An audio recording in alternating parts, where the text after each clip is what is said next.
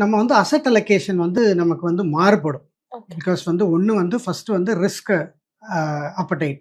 ஒவ்வொருத்தருடைய ரிஸ்க் வந்து மாறுபடும். சில பேர் ரொம்ப கன்சர்வேட்டிவா இருக்கணும்னு நினைப்பாங்க. சில பேர் வந்து அக்ரெசிவா இருப்பாங்க. வந்து பரவால்ல அப்படிங்க இருப்பாங்க.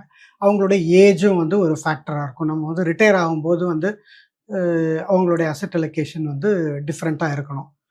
இந்த மாரி வந்து ஒவ்வொரு ஏஜுக்கு தகுந்த மாரியும், டியூரேஷன் ஆஃப் கோல்ஸ்க்கு தகுந்த மாரியும், அவங்களுடைய ரிஸ்க் அப்படைட்க்கு தகுந்த மாரியும் நம்மளுடைய அசெட் அலோகேஷன் வந்து மாறுபடும்.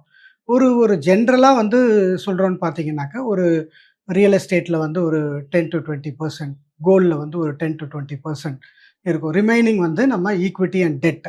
அந்த வந்து ஈக்விட்டில வந்து ஒரு இன்டர்நேஷனல் ஈக்விட்டில வந்து ஒரு 10%. அப்புறம் வந்து ஒரு 20% வந்து நம்ம இந்தியன் ஈக்விட்டிலயும், ரிமைனிங் ஒரு 30% வந்து நம்ம டெட் ஃபண்ட்ஸ்லயும் வந்து நம்ம முதலீடு பண்ணலாம். இந்த மாரி வந்து ஒரு டைவர்சிஃபைடா நம்ம வச்சிருந்தோம்னாக்க, நமக்கு வந்து ஒரு ஏற்ற இறக்கம் இருக்கும்போது, ஒரு சீரான ஒரு ரிட்டர்ன்ஸ் நமக்கு